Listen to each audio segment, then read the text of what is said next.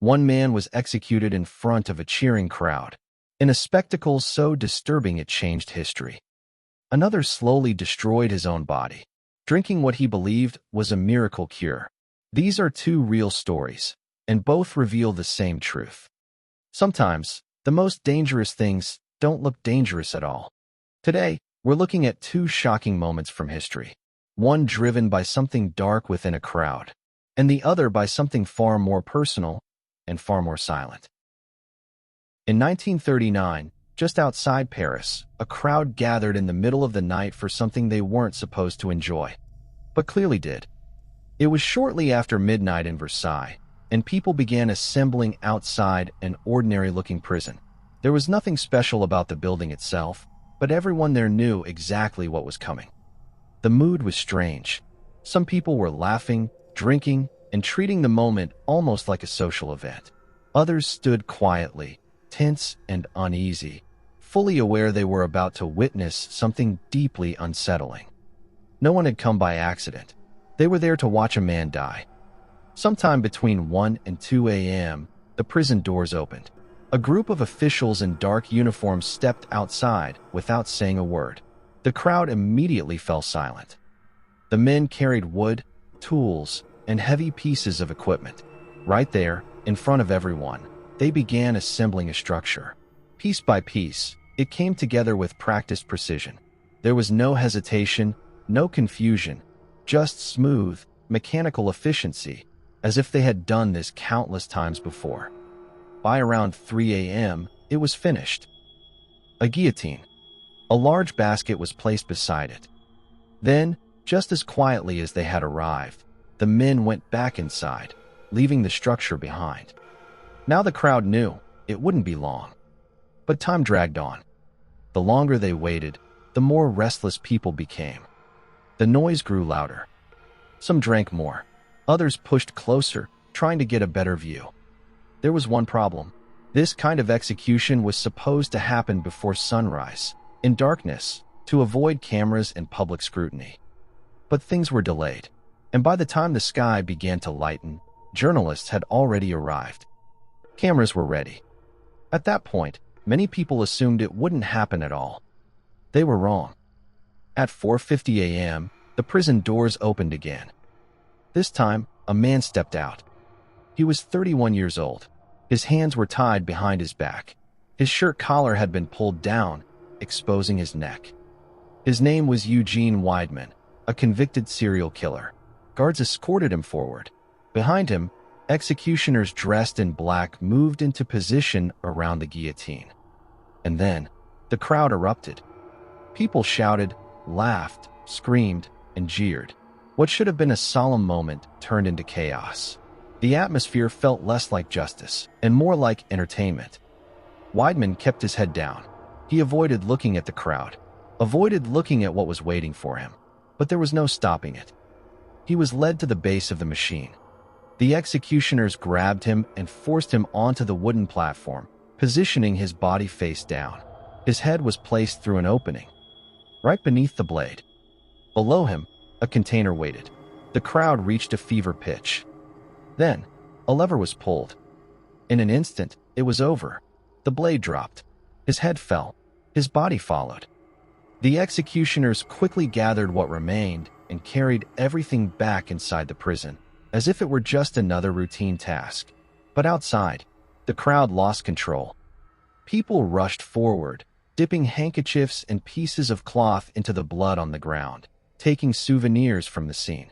And because the sun was already up, everything had been captured on camera. Photos and footage spread rapidly. The reaction was immediate. Across France, headlines condemned what had happened, not just the execution itself, but the behavior of the crowd. It was seen as barbaric, embarrassing, and deeply disturbing. The public spectacle had gone too far. As a result, the French government made a decision. Public executions would never happen again. The guillotine would still be used for years to come, but only behind closed doors, far away from public view. What happened that morning didn't just end a life. It ended an era. But not all tragedies happen in front of a crowd. Some happen slowly, quietly, hidden behind something that seems harmless. Because in another story, the danger didn't come from others. It came from something he chose to trust. And by the time anyone realized what was happening, it was already too late. In the early 1900s, there was a man who seemed to have everything: wealth, status, talent, until a single decision slowly destroyed his life.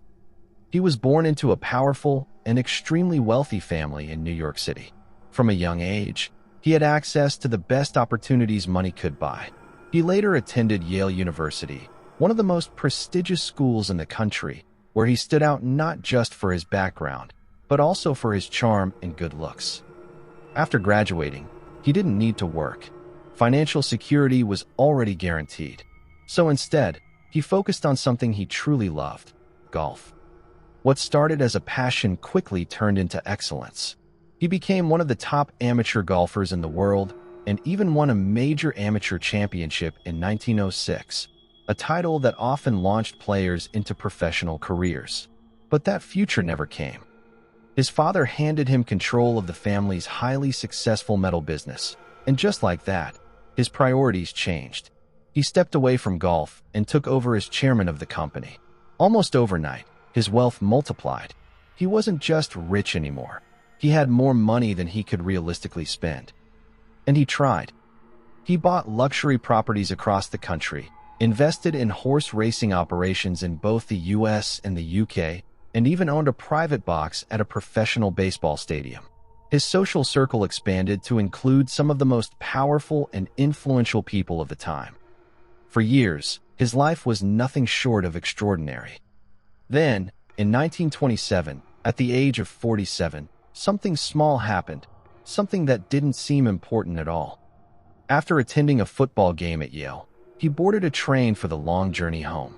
During the trip, while sleeping in his first-class cabin, he rolled out of bed and hit the ground hard.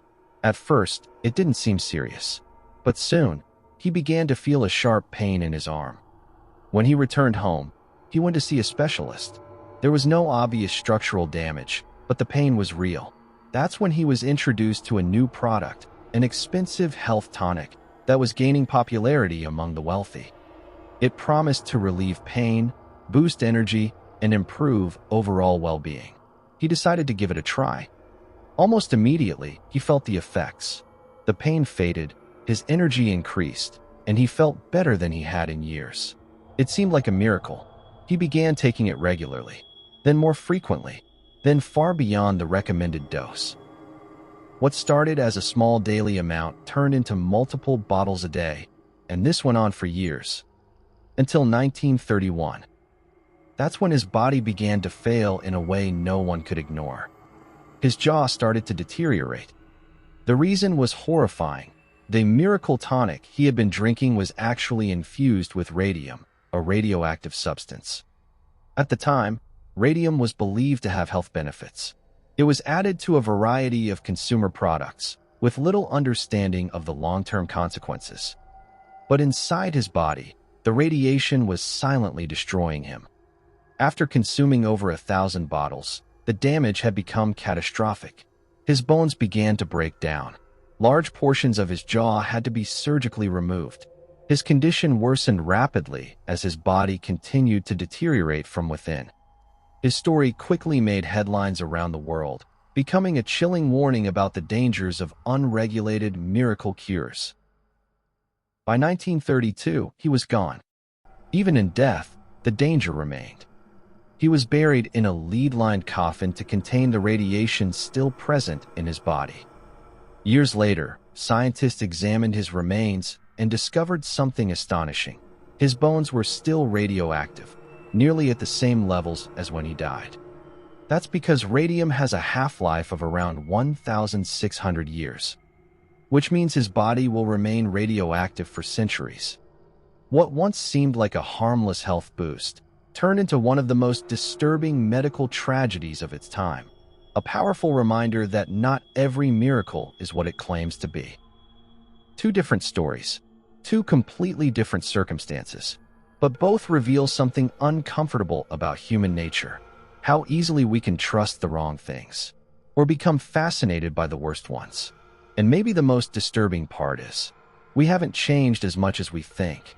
You've been watching Friday Night Stories. Thanks for watching. I'll see you next Friday. Peace.